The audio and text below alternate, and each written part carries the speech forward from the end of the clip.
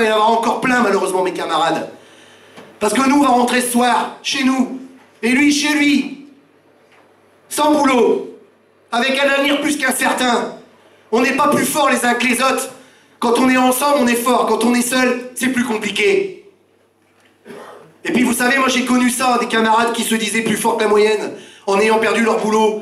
Ah, je suis bien entouré et tout. Vous savez, ça va vite. On tombe très vite dans un système de merde. Et on vous le rappelle tous les jours que vous êtes un chômeur. Même si vous n'avez rien fait, vous n'êtes qu'un chômeur. Et donc, au-delà de le défendre pour l'empêcher son licenciement, il faut maintenant mettre les conditions en place pour que, ici, à Mulhouse, vous exigiez la réintégration de Vincent et Mathieu. Parce qu'à la fois, vous êtes des citoyens, mais aussi vous participez à l'enrichissement de son enculé de patron qui l'a viré. Il est encore temps de créer un comité de soutien à la défense de ces deux camarades. Il faut que les structures syndicales s'appuient pour que plus jamais, non seulement on puisse licencier, mais qu'on exige qu'ils soient réintégrés. Ça, c'est possible. Ça a été possible ailleurs, dans d'autres entreprises, dans d'autres corporations. On a fait réintégrer des dizaines, des centaines de camarades. Quand vous avez un gouvernement qui ose s'attaquer aux directions départementales du travail, aux inspectrices ou inspecteurs du travail. Vous avez quand même un gouvernement qui aujourd'hui s'attaque au deuxième garde-fou du monde du travail, les inspectrices et inspecteurs du travail. Ils ont une pression énorme. Très compliqué d'aujourd'hui d'être inspecteur du travail et d'essayer de faire respecter les obligations des employeurs. Parce que nous, simples salariés, dès lors qu'on franchit la ligne jaune et qu'on ne respecte pas une obligation de notre contrat de travail, on est de la merde, on est des bons à rien, il faut être viré. Tous les jours, les patrons dans notre pays ne respectent pas leurs obligations. Pas plus un que l'autre, c'est tous. Tous. Et qu'est-ce qui leur arrive? Il leur arrive que, comme moi j'ai vu chez Goodyear, mon DRH dire à un mec qui s'appelait Guillaume Bourgoin, ben, vous avez donné raison à la CGT, mais vous serez muté. Et 3 semaines après, le mec, il était muté. Et vous savez ce qu'il a fait? Il est monté à la préfecture, il leur a dit, voilà, c'est simple. Si votre Bourgoin continue à foutre les pieds dans ma tôle, je la ferme, la tôle. Vous n'aurez plus de problème de sécurité et de conditions de travail, il n'y aura plus de travail. Alors, soit vous en occupez, soit je ferme la lourde. Je vous garantis que le mec, il n'a pas pesé lourd dans la balance. Mais là aussi, on a fauté. Parce que là aussi, on doit défendre cette corporation qui nous est tant utile. Combien d'inspectrices du travail aujourd'hui invalident les demandes de licenciement de salariés protégés? Quasiment toutes. Ils font un appel, ça va devant les directions départementales du travail et de l'emploi qui généralement suivent les recommandations des inspections du travail. C'est le ministère qui vient, qui dit « Je autorise la demande de licenciement des salariés ». Vous l'avez vu chez Air France, nous on était 44 autorisations de licenciement par semaine. C'était une espèce d'abruti qui est venu le jour à la télé, nous laissait croire qu'il avait fait d'exceptionnelles choses pour le travail et le monde du travail. Et puis après, il y a le camarade qui disait tout à l'heure la CFDT. Je pense qu'il ne faut même pas en parler, il faut en vomir.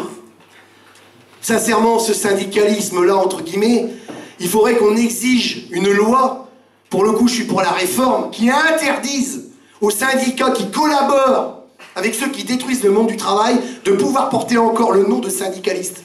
Ce sont des fendus, des collabos.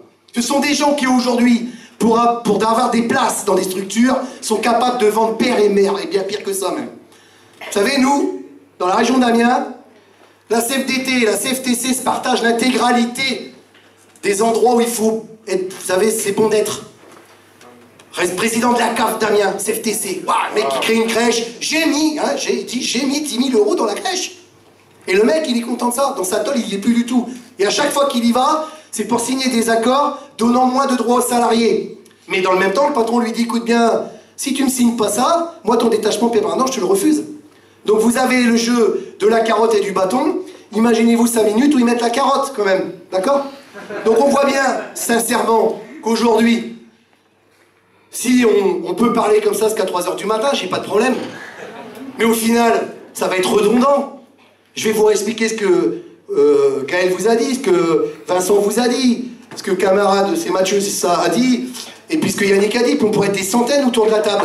Chacun d'entre vous aujourd'hui subit des choses dans son monde du travail qui tous les jours lui disent « Putain, c'est pas normal !» Chacun d'entre nous, on se lève avec une boule au ventre, parce qu'il y a aussi le petit chez Fayon qui parfois prend ses aises pour venir nous détruire.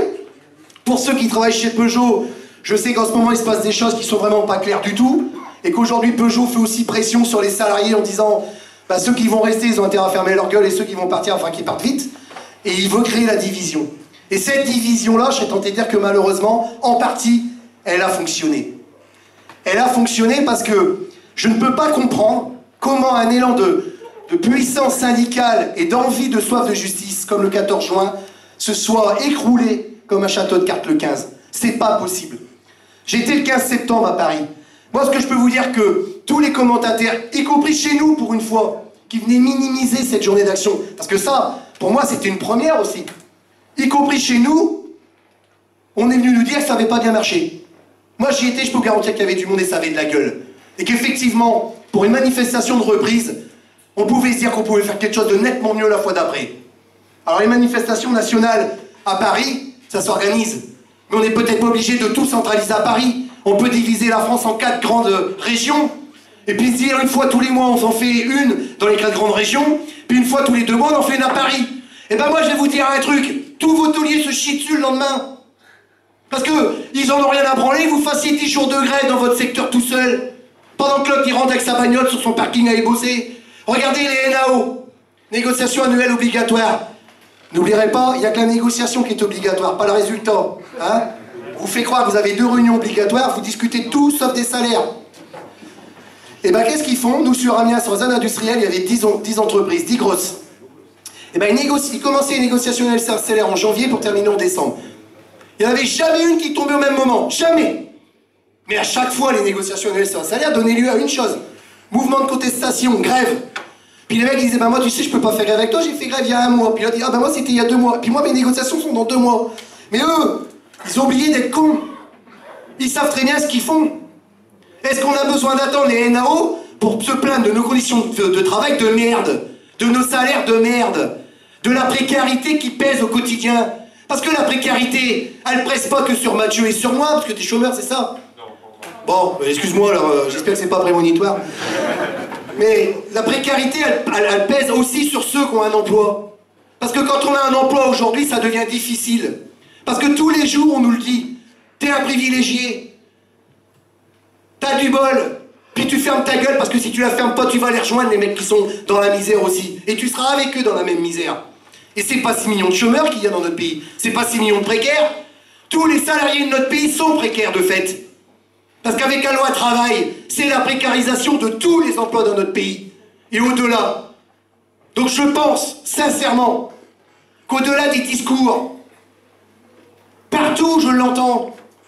Quand je suis allé à la Confédération rencontrer notre camarade Philippe Martinez, il est avec d'autres camarades, pour lui parler des 19 et 20 octobre.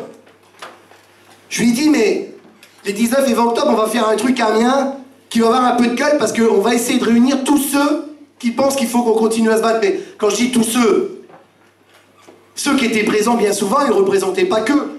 Les camarades qui étaient là de toutes les régions de France, ils représentaient des centrales syndicales, des syndicats, des courants, mais qui derrière attendaient encore des dizaines de milliers de personnes. Est-ce que c'est faisable? Oui. La vraie question, c'est pourquoi on ne le fait pas? Qu'est-ce qui empêche aujourd'hui les structures syndicales nationales de s'unir pour appeler un mouvement d'ampleur pour faire échec à ceux qui nous détruisent? Si on multiplie par jour, à l'année, le nombre de grévistes, je vous garantis qu'on bat des records. Donc c'est faisable. Mais c'est fatigant de manifester chacun dans son coin. Quand on a fait 25 ou 30 jours de grève et qu'on rentre en se disant putain, ça n'a pas été simple, parce que non seulement on est à minima sur nos revendications, parce que bien souvent dans les boîtes, on revendique pas pour plus, on revendique pour essayer de pas perdre. Parce que la logique des patrons, c'est cette année, vous savez, j'ai pensé, pour les NAO, je vais vous faire travailler 3 heures de plus. Vous partez à fond sur la bataille là-dessus, au bout de 10 jours, vous gagnez, vous revenez, vous dites, oh putain, c'est bon, on travaille pas 3 heures de plus. Sauf que le patron vous a baisé, vous a pas augmenté. Hop, c'est passé assez à la trappe. Donc ils savent nous mobiliser sur des choses qui n'ont pas d'importance. Par contre, ils savent aussi une chose, quand vous avez perdu 30 jours de salaire, et que le constat quand vous rentrez, c'est pas un constat positif, c'est très compliqué de relancer la machine. Par contre, si tous les mois, on avait réussi à capitaliser tous les actions, les mouvements de grève dans notre pays, tous, sur une journée par mois, par région, je vous garantis que la loi travail, elle serait déjà abrogée depuis longtemps. Donc c'est pas qu'on n'a pas les moyens, c'est pas que les Français veulent pas se battre, c'est pas qu'il y a une culture politique syndicale forte dans notre pays, c'est qu'aujourd'hui on n'ose pas y aller. Par contre, à force de pas oser y aller, les prisons dans notre pays, vous avez entendu que le gouvernement demande 16 000 créations de chambres, excusez-moi, de portes de prison supplémentaires, c'est pas pour y mettre les énarques, c'est pas pour y mettre tous ceux qui pourrissent notre pays. Hein. Que l'on soit bien clair. Les prisons françaises, au rythme où on va, vont être remplies de syndicalistes et de gens qui relèvent la tête. De gens comme vous et moi, qui avons simplement eu le malheur de dire « on vous emmerde, votre système on n'en veut plus, et nous ce que l'on veut, c'est de l'équité pour tous ». Il y a largement de quoi satisfaire les revendications que l'on porte chacune et chacun dans notre pays. Donc, on va y travailler encore et c'est compliqué. Je pense très sincèrement qu'on va être en capacité, et je l'espère parce que je vais bosser pour, proposer à la fois à nos centrales confédérales, que ce soit à Sud mais aussi à la CGT, des dates prochaines de mouvements importants. Parce qu'on a une revendication commune quand même. Si je prenais que la loi travail, il n'y en a pas un ici dans cette salle qui a envie d'abdiquer. Quel que soit notre âge, quel que soit notre métier, quelle que soit notre condition, on a tous envie que cette loi n'aboutisse pas. Et on se dit, il faut qu'on y arrive à la faire tomber. Et bien maintenant, il faut qu'on arrive à obtenir la mise en place des conditions nécessaires pour qu'on réunisse plus que le 14 juin de cette année. Plus que le 14 juin. Et c'est faisable. Parce que moi, j'entendais tout le long du cortège plein de gens venir me dire « J'espère qu'on va continuer. J'espère que la prochaine, le mois prochain par exemple, allez, on va rappeler la même chose et on sera encore plus nombreux. Et quand on va rentrer dans nos syndicats, on va aller le dire. Et quand on va rentrer dans nos boîtes, nous, nos camarades, ils montent dans les cars, ils sont contents. Ils s'attendaient pas à autant de monde, Mickaël. 5h30, on a attendu avant.